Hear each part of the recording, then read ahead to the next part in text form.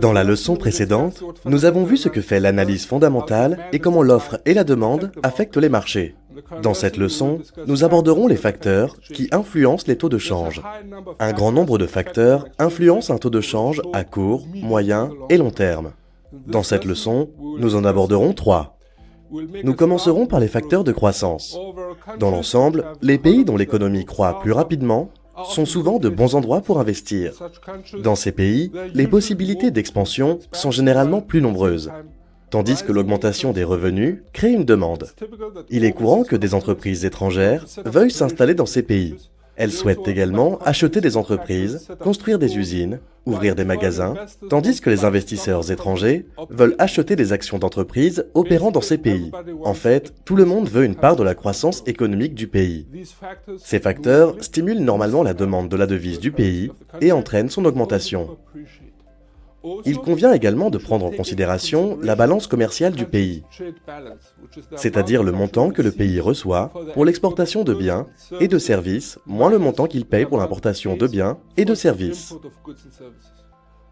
À ce stade, il convient de noter que les économistes font parfois une distinction entre les transactions internationales portant sur les biens et celles portant sur les services.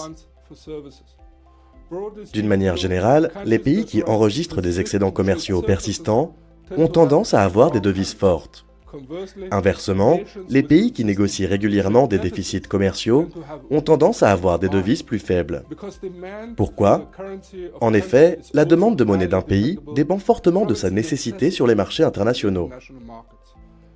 Si le Japon exporte plus de biens vers les États-Unis que les États-Unis n'en exportent vers le Japon, la demande de yens japonais de la part des États-Unis augmente.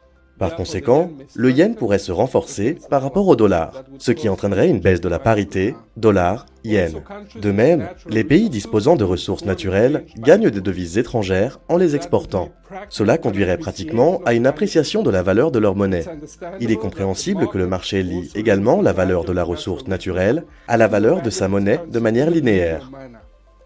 Lorsque le prix de la ressource naturelle qu'il exporte augmente, la valeur des exportations augmente et la devise peut augmenter car elle peut anticiper une plus grande demande. A l'inverse, lorsque le prix de la ressource qu'ils exportent baisse, la devise baisse.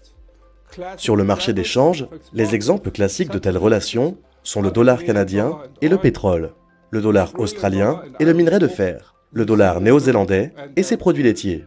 Dans la prochaine leçon, nous discuterons de la politique monétaire et de l'inflation, car les deux sont liés.